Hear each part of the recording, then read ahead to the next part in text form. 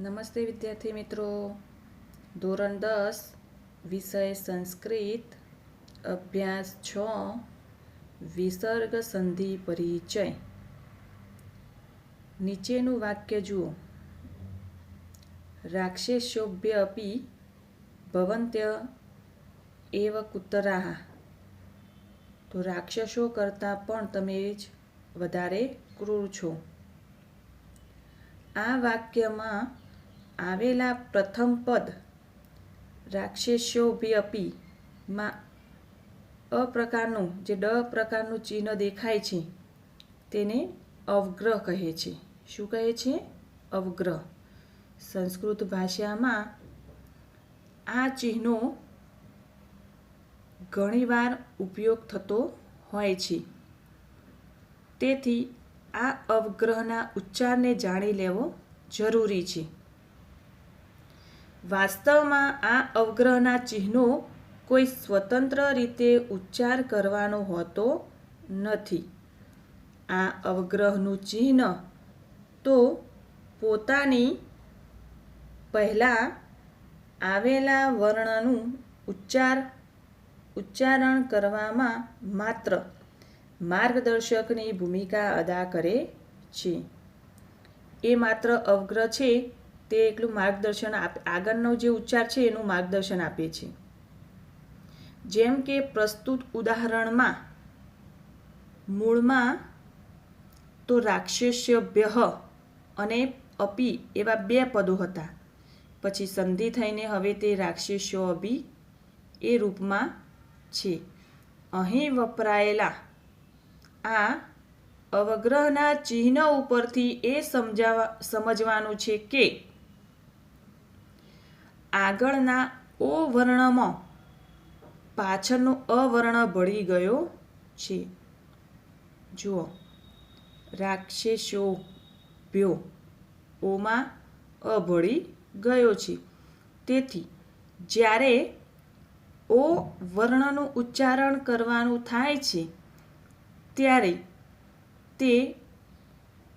ત્યારે એ ઓ વર્ણ ઉપર થોડોક ભાર આપવાનો છે. પ્રત્યક્ષ રીતે તો તમે તમારા શિક્ષક પાસેથી આનું ઉચ્ચારણ શીખી શકશો. છતાં પણ તમે પોતે સરોવરઃ અને સરોઅપી. જુઓ, આપણે સરોવર ખાલી નોર્મલી શબ્દ બોલીએ છીએ, જ્યારે બીજો શબ્દ છે સરોઅપી. રો ઉપર આપણે કેટલું વજન દઈએ છીએ, ભાર આપીએ છીએ. એ રીતે બે શબ્દોનું ઉચ્ચારણ કરીને જુઓ. તમને આ બંને સ્થળોમાં ઉચ્ચારાતા ઓ વર્ણના ઉચ્ચારણનો ભેદ પકડાશે. પકડાયો ને તમને?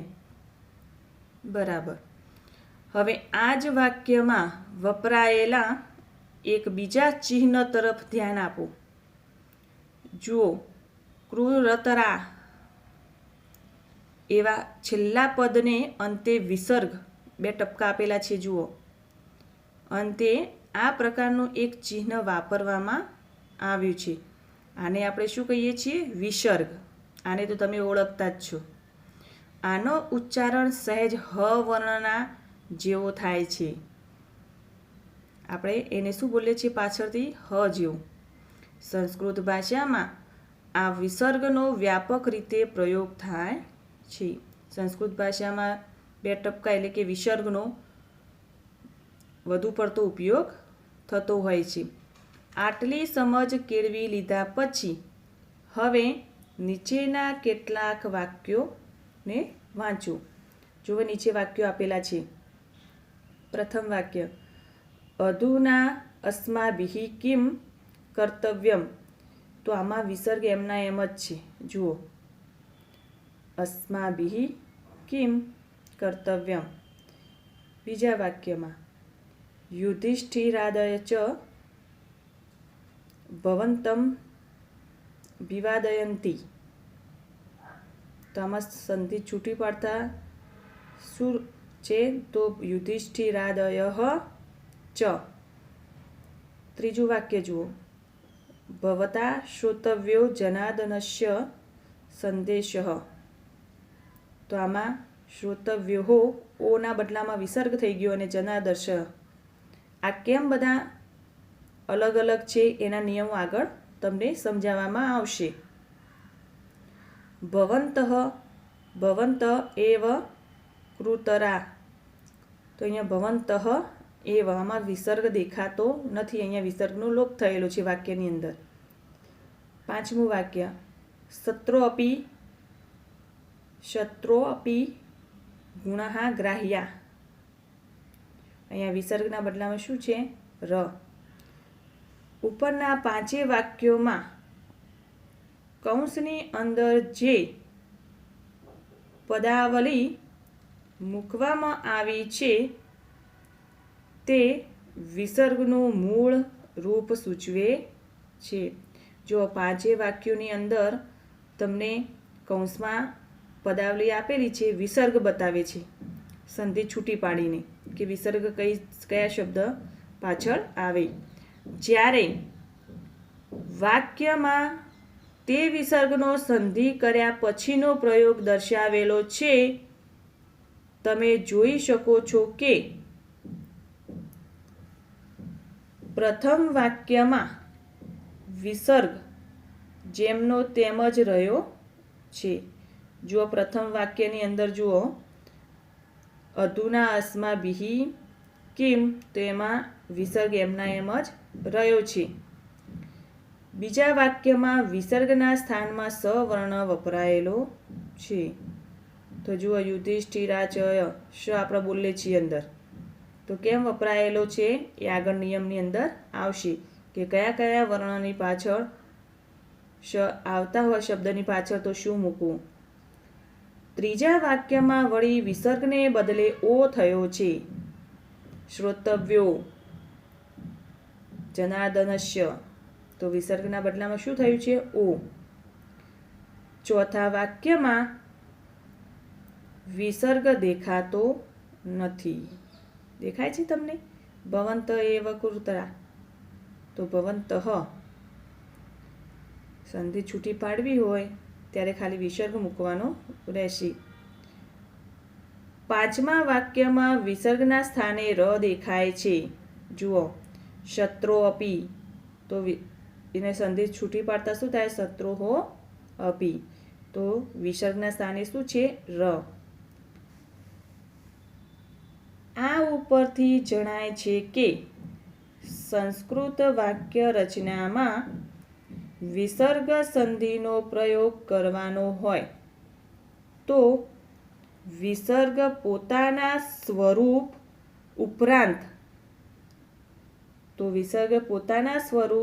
ઉપરાંત ઓછામાં ઓછા બીજા 4 રૂપ, એટલે કે વિસર્ગ સ્થાનમાં શ વર્ણ, વિસર્ગને બદલે ઓ, વિસર્ગનો લોપ અને વિસર્ગના સ્થાને ર લઈ શકે છે. આ સ્થિતિમાં એ જાણી લેવું જરૂરી બને છે કે કયા સ્થળે વિસર્ગ કયું રૂપ લે છે. આ માટે સંધિના કેટલાક નિયમો જાણવા જોઈએ. જેમ કે હવે વિદ્યાર્થી મિત્રો, તમારે જે હવે હું નિયમ બતાવું તે નિયમ તમારે મોઢે કરવાના રહેશે. જો એ નિયમો તમને આવડશે, યાદ હશે, તો વિસર્ગ સંધિ પરિચયમાં તમારે આ જે 1 માર્ક્સ કે 2 માર્ક્સનું આવે છે જતું થશે નહીં. આ એકદમ સહેલું જ વસ્તુ છે જે તમારે યાદ રાખવાનું છે અને નોટબુકમાં સારી રીતે લખવાનું છે, તો આગળની પણ વિસર્ગ સંધિઓ તમને આવડી શકે. તો પ્રથમ છે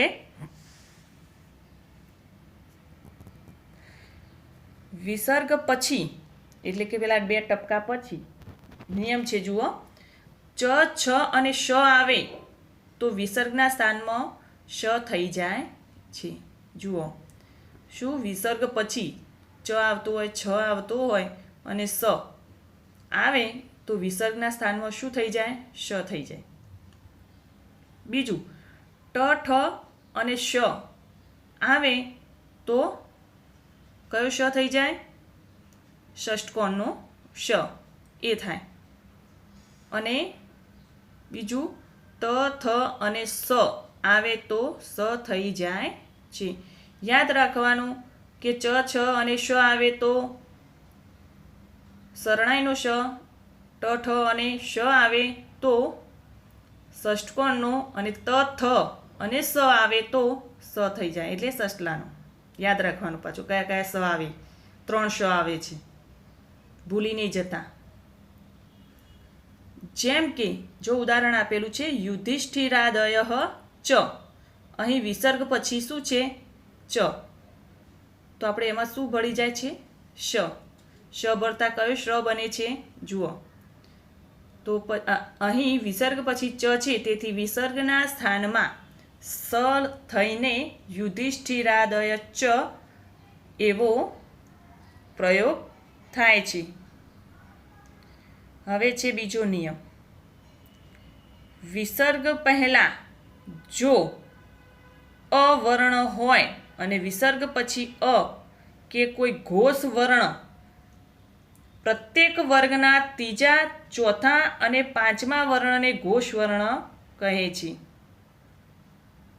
પ્રત્યેક વર્ગના ત્રીજા, ચોથા અને પાંચમા વર્ણને ઘોષ વર્ણ કહે છે.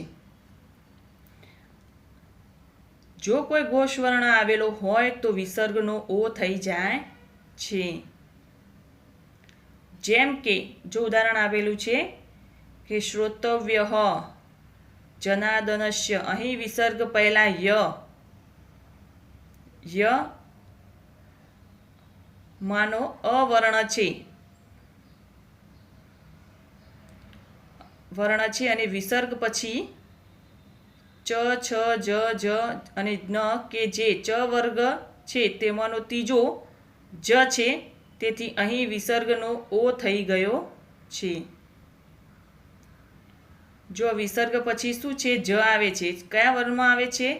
ચ વર્ગમાં આવે છે. એમાં ત્રીજો કયો છે? ત્રીજો, ચોથો અને પાંચમો જોવાનો. તો જ આવે છે ને પાછળ, જો જનાદનસ્ય એટલે શું થઈ ગયો? ઓ. તેથી અહીં વિસર્ગનો ઓ થઈ ગયો છે અને શ્રોતવ્યો જનાદનસ્ય એમ પ્રયોગ થયો છે. ત્રીજો નિયમ કે વિસર્ગ પહેલા જો આ હોય, વિસર્ગ પહેલા જો આ હોય અને વિસર્ગ પાછળ સ્વર ઘોષ વર્ણનો ત્રીજો, ચોથો અને પાંચમો વર્ણ અથવા અંતસ્થ યર લ વ પૈકી કોઈ વર્ણ આવેલો હોય તો વિસર્ગનો લોપ થઈ જાય છે. અને વળી ખ વિભાગમાં એટલે કે વિસર્ગ પહેલાં જો અવર્ણ હોય અને વિસર્ગ પાછળ અ સિવાયનો કોઈ પણ અન્ય સ્વર આવેલો હોય તો પણ વિસર્ગનો લોપ થઈ જાય છે. સિમ્પલી કે વિસર્ગ પહેલાં આ હોય ને પાછળ સ્વર કે કોઈ ઘોષ વર્ણ આવેલો હોય કે ય, ર, લ, વ, તો વિસર્ગનો શું થઈ જાય? લોપ થઈ જાય, એટલે કે વિસર્ગ દેખાતો નથી. આ બાજુ જોઈ લો, તમને ઉદાહરણ આપેલું જ છે એટલે ખબર પડી જશે કે જેમ કે વિઘ્ન વિહતા અને વિરમતી, અહીં તામો આવેલો આ છે, કાનો છે ને, અને પછી વિસર્ગ છે, અને તે વિસર્ગની પાછળ વ એ અંતસ્થ વર્ણ આવેલો છે. જો વિદ્યાર્થી મિત્રો તમને આ અંતસ્થ વર્ણો કયા છે એ ખ્યાલ ના આવે તો ધોરણ 8ની અંદર વર્ણ પરિચયની અંદર કોષ્ટક આપેલું જ છે, ચોપડીની અંદર મેં લખાવેલું પણ છે. પણ જો કોઈએ ના લખેલું હોય તો ધોરણ 8ની અંદર પુસ્તકની અંદર વર્ણ પરિચયની અંદર એ કોષ્ટક આપેલું છે. એમાં કયા કયા ઘોષ છે, અઘોષ છે અને અંતસ્થ છે એ તમને ખ્યાલ આવી જશે. તો અંતસ્થ વ એ અંતસ્થ વર્ણ આવેલો છે, તેથી ક નિયમ પ્રમાણે વિસર્ગનો લોપ થઈ જાય છે. થઈ જાય ને, અંતસ્થ સ્વર વર્ણ આવતો હોય ત્યારે લોપ થઈ જાય. વિઘ્ન વિહિતા વિરમતિ એવો સંધિ પ્રયોગ થાય છે. એવી જ રીતે ભવતઃ એવ પ્રયોગ, અહીં પણ તમાં આવેલા અવર્ણ પછી વિસર્ગ છે અને તે વિસર્ગ પછી એ એવો સ્વર આવેલો છે. તેથી ખ નિયમ પ્રમાણે વિસર્ગનો લોપ થઈને ભવતઃ એવો પ્રયોગ થાય છે. હવે છે ચોથા નંબરનો નિયમ. વિસર્ગની પહેલા અ કે આ સ્વર સિવાયનો કોઈ પણ સ્વર આવેલો હોય, યાદ રાખજો, અ કે આ સિવાયનું, અને વિસર્ગ પછી ગમે તે કોઈ સ્વર અથવા ઘોષ વર્ણ પૈકીનો કોઈ વર્ણ આવેલો હોય તો વિસર્ગના સ્થાનમાં ર એટલે કે રેફ થઈ જાય છે. ર એ ખોડો અક્ષર છે. ઉદાહરણ તરીકે જેમ કે શત્રો અપી, શત્રુહો અપી, અહીં ત્રોમાં આવેલો ઓ વર્ણ પછી વિસર્ગ આવેલો છે અને વિસર્ગ પછી અ સ્વર આવેલો છે. તેથી વિસર્ગના સ્થાનમાં ર થઈને શત્રો અપી એવું સંધિનું રૂપ બને છે. વળી નીતિઃ પ્લસ નની સંધિ નીતિનઃ થાય છે. એની સંધિ જુઓ, વિસર્ગમાં ન થાય છે. ધ્યાનમાં રાખવા જેવી બાબતો.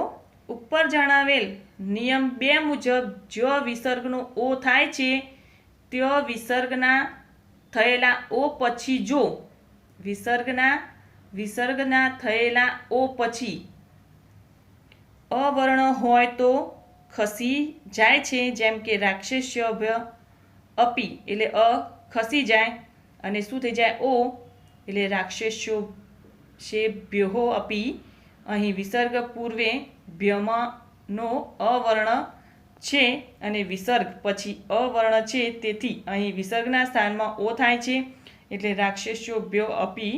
એ પછી પાછળ રહેલો અપીમાં અ પેલા ઓમાં ભળી જાય છે. આ બાબતની સૂચના આપવા માટે આ સ્થળે અવગ્રહનું ચિહ્ન અ મૂકવામાં આવેલ છે.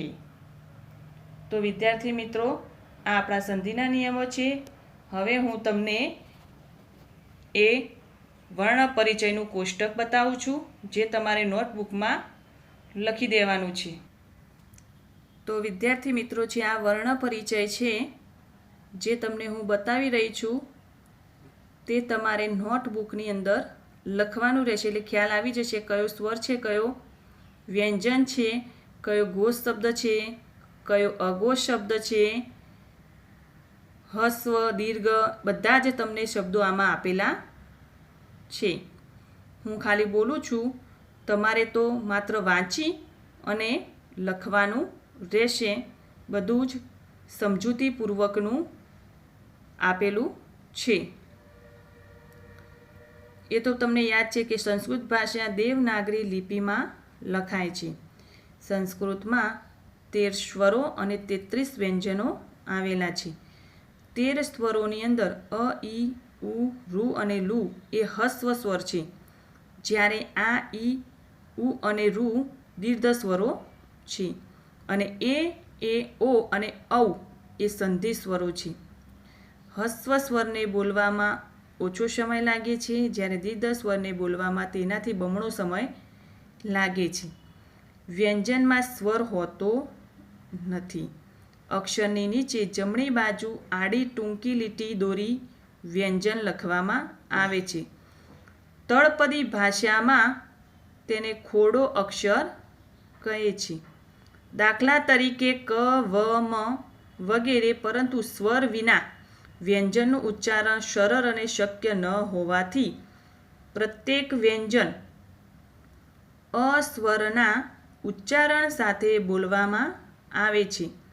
દાખલા તરીકે ક, વ, મ વગેરે સ્વર તથા વ્યંજનો મળીને દેવનાગરી લિપિમાં 36 વર્ણો થાય છે. તેમનો વિગતે પરિચય નીચે મુજબ છે. જો નીચે હવે એનો પરિચય આપેલું છે. વર્ણ એકલો સ્વર કે એકલો વ્યંજન વર્ણ કહેવાય છે. સ્વર જે વર્ણનો ઉચ્ચાર સ્વતંત્ર રીતે થઈ શકે તેને સ્વર કહે છે. સ્વરો 13 છે. અ આ ઈ ઉ રૂ રૂ લુ એ ઓ અને ઔ. આ 13 સ્વરોના 3 પેટા પ્રકાર છે. હસ્વ, દીર્ઘ અને સંયુક્ત. સ્વરમાં પણ 3 પ્રકાર છે. જુઓ, હસ્વ સ્વરમાં અ ઈ ઉ રૂ અને લુ, આમ કુલ 5 હસ્વ સ્વરો છે. દીર્ઘ સ્વર આ ઈ ઉ રૂ એ ઓ અને ઔ, આમ કુલ 8 દીર્ઘ સ્વરો છે.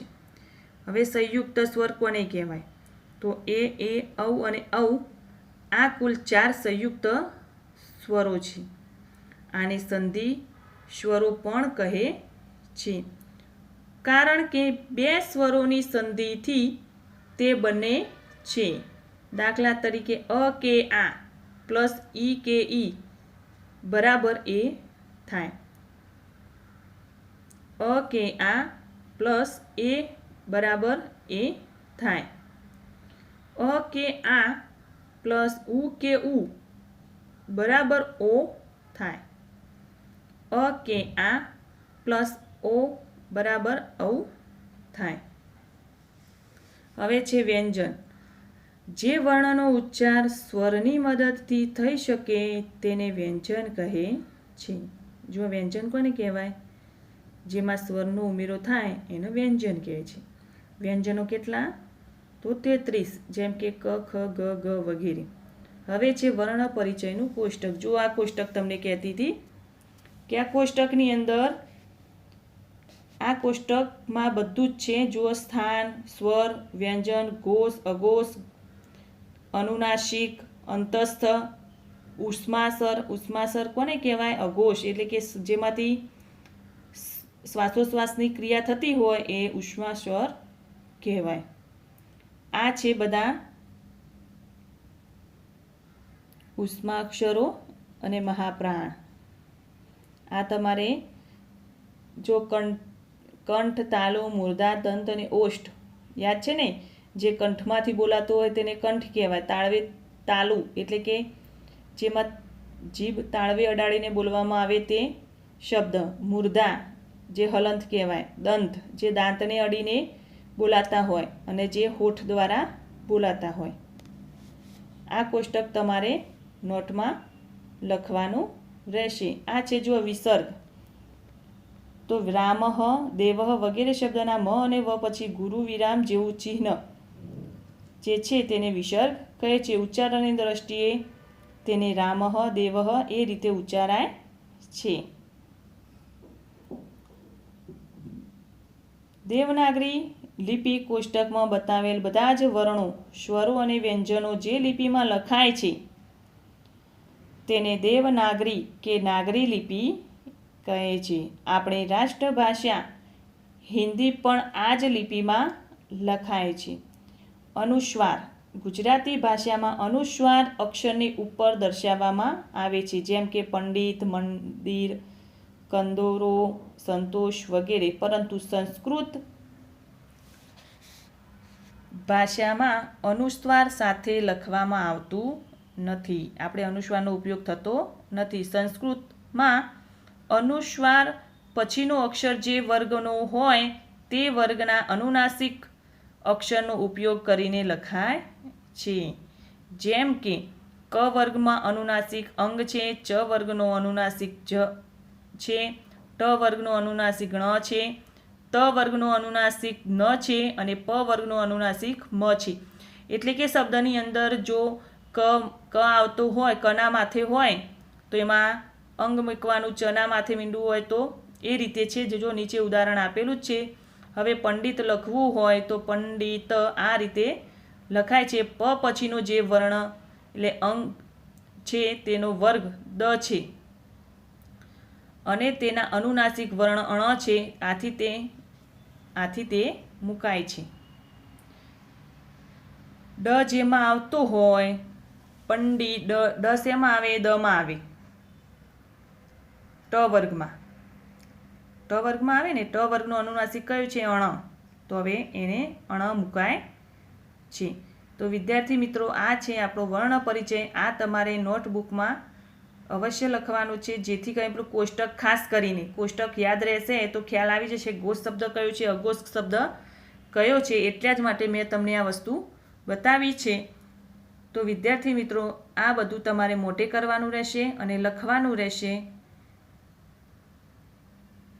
અને ખાસ કરીને કોષ્ટક ખૂબ જ યાદ રાખવા જેવું છે. તો બસ, ધન્યવાદ.